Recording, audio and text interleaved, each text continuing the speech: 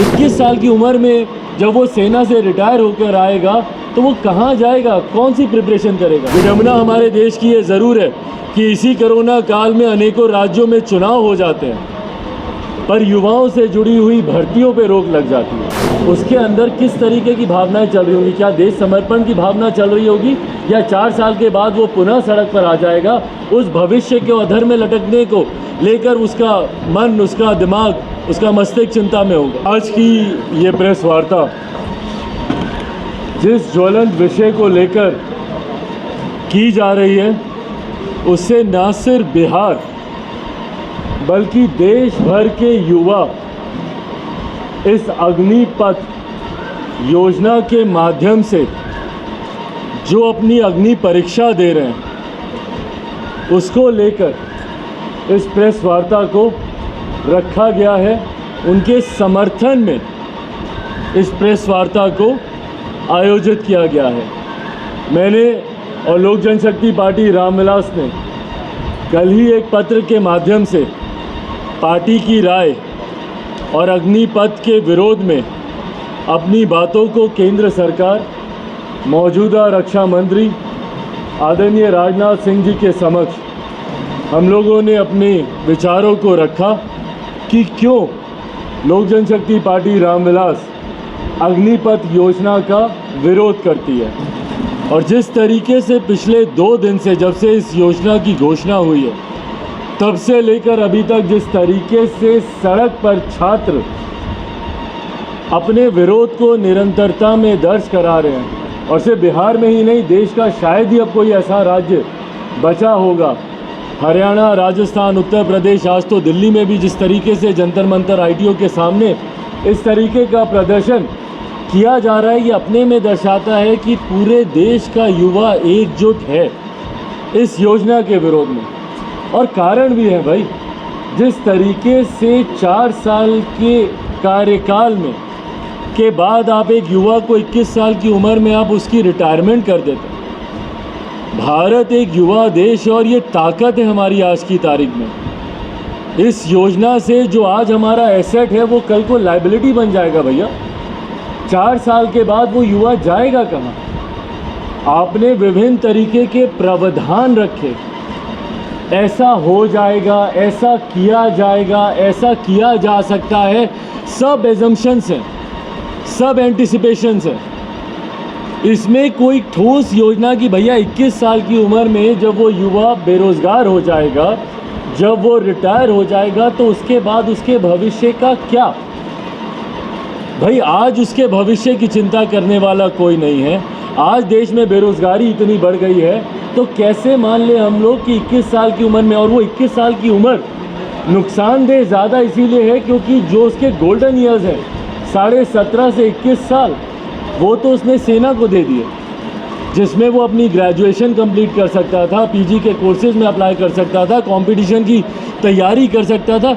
21 साल की उम्र में जब वो सेना से रिटायर होकर आएगा तो वो कहाँ जाएगा, कौन सी प्रिपरेशन करेगा, किस कंपटीशन की तैयारी करेगा, या कौन से कॉलेजेस हैं। ब्रिज कोर्सेज़ की आपने बात की, पर कौन से ब्रिज कोर्सेज़ आप बना के देंगे। वो युवा जो 17 से 21 साल में अपनी पढ़ाई कंप्लीट कर सकता था, अपने भविष्य के निर्माण की कल्पना कर सकता था, और 21 साल के बाद स्थायी रूप से जब वो अपने रोज़गार को लेकर या अपने व्यवसाय को लेकर स्थापित होता, उस वक्त तो आपने पुनः उसको सड़क पर कर दिया। तो इस योजना में जितने लूपहोल्स हैं, मैं ये नहीं मानता कि भैया जल्दबाजी में बनी ये योजना है। जहाँ तक मेरी जानकारी है, सालों से इस योजना के ऊपर मंथन चल रहा था, चर्चा चल रही थी। अगर इतना मंथन, इतना चर्चा होने के बावजूद योजना के आते ही डे 1 अगर आपको अमेंडमेंट लाना पड़ा, तो इसका मतलब इस योजना में राय मशवरा नहीं लिया गया। भाई जब आप एक इतनी बड़ी योजना, देश के इतने बड़े वर्ग से जुड़ी हुई योजना, युवाओं से जुड़ी हुई योजना का जब आप निर्माण करते हैं, तो क्यों नहीं तमाम स्टेक होल्डर से बात की जाती है, क्यों नहीं तमाम सर्वदलीय बैठक बुलाई जाती है, तमाम दलों से क्यों नहीं इस बात को लेकर चर्चा की जाती, क्यों नहीं इसकी राय ली जाती। और जितने स्टेक होल्डर्स हैं, हम लोगों ने कृषि कानून में भी हम लोगों ने देखा कि भैया जो स्टेक होल्डर है, जो मेन स्टेक होल्डर है किसान, उन्हीं से ही मशवरा नहीं लिया गया। अंतोगत्वा क्या हुआ परिणाम? भाई हज़ारों की संख्या, लाखों की संख्या में साल भर से ज़्यादा तक किसान धूप, गर्मी, धूल, मिट्टी, बरसात सहते रहे, प्रताड़नाएं सहते रहे। सैकड़ों की संख्या में किसान मारे गए और उसके बाद जाकर आपको वो कृषि कानून आपको वापस लेने पड़े।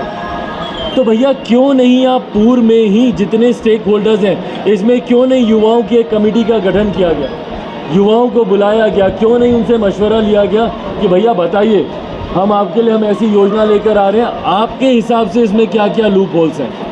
आज जो आपने 21 से 23 साल उम्र सीमा आपने बढ़ाई, ये सिर्फ इसी साल की नियुक्ति के लिए, ये इन्होंने कोई ऐसा नहीं कि लंबे समय के लिए बढ़ाई है, ये सिर्फ फर्स्ट टर्म में जो नियुक्तियां होंगी उसको आपने 21 से 23 साल किया है। क्यों? क्योंकि पिछले 2 साल से भर्तियां नहीं हो रही थी। भाई ये तो सबको पता है कि कोरोना की वजह से भर्तियां बंद है। विडंबना हमारे देश की ये ज़रूर है कि इसी कोरोना काल में अनेकों राज्यों में चुनाव हो जाते हैं, पर युवाओं से जुड़ी हुई भर्तियों पर रोक लग जाती है। ये अजीब विडंबना है हमारे प्रदेश की, हमारे देश की। चुनाव में कहीं रोक नहीं लगी, बड़े से बड़े, छोटे से छोटे राज्यों में, और अगर मेरी जानकारी सही है तो मुझे लगता है 8-10 राज्यों में इन 2 सालों में कोरोना काल के दौरान चुनाव कराए गए। पर इसी कोरोना महामारी का हवाला देकर आपने भर्तियों को रोकने का आपने काम किया। 2019 से लेकर अभी तक कोई भर्ती नहीं हुई। जिस बच्चे ने 2 साल पहले ही मेडिकल, फिजिकल सब अपना क्लियर करवा के बैठे, आज यकायक कल परसों जो आपने घोषणा की उसके भविष्य को आपने अधर में लटका दिया। संभवतः कुछ जगह से जानकारी ऐसी आ रही है कि 1-2 युवाओं ने इस घोषणा से निराश होकर उन्होंने आत्मदाह तक कर लिया।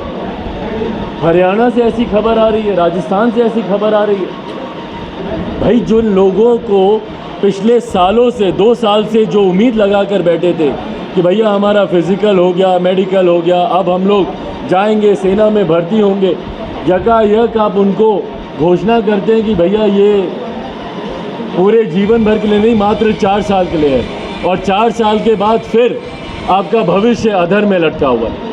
तो इसीलिए जब सरकारें ये योजना बनाती हैं, मैं पुनः आग्रह करूंगा केंद्र सरकार से कि जब आप इन योजनाओं का निर्माण करते हैं, सर्वदलीय बैठक का आयोजन होना बहुत ज़रूरी है। इन बैठकों के माध्यम से सबकी राय लें, तमाम स्टेक होल्डर्स को आप इसमें आमंत्रित करें, उनसे आप पूछें कि भैया आपके क्या सुझाव हैं। युवाओं से जानकारी लें, ऐसे युवा जो कि 2-2 साल से परीक्षा का इंतज़ार कर रहे हैं और यकायक आप उनको बोलते हैं कि भैया अब जो आपकी नियुक्ति होगी वो मात्र 4 साल के लिए होगी। कोई अपना घर बेचकर, कोई अपना ज़मीन बेचकर उम्र भर सेना में जाकर देश के लिए समर्पित होने के सपने देख रहा है, और आपकी एक योजना से उसके सपने में भैया 4 साल के लिए कोई जाएगा, किस उम्मीद के साथ जाएगा? उसके अंदर किस तरीके की भावनाएं चल रही होंगी? क्या देश समर्पण की भावना चल रही होगी, या 4 साल के बाद वो पुनः सड़क पर आ जाएगा?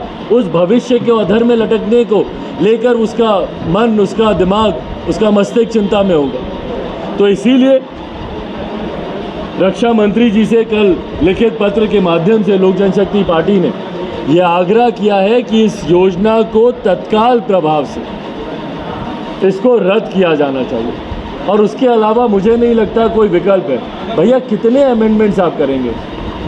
अमेंडमेंट्स पे अमेंडमेंट्स आते रहेंगे, इसी तरीके से देश चलता रहेगा, इसी तरीके से युवा परेशान होते रहेंगे। और किसके लिए भैया ये योजना?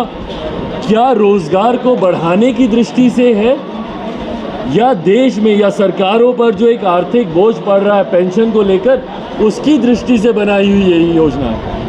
सरकार स्पष्ट करे इस बात को लेकर कि आपकी आर्थिक चिंताएं ज़्यादा हैं या देश में बढ़ रही बेरोज़गारी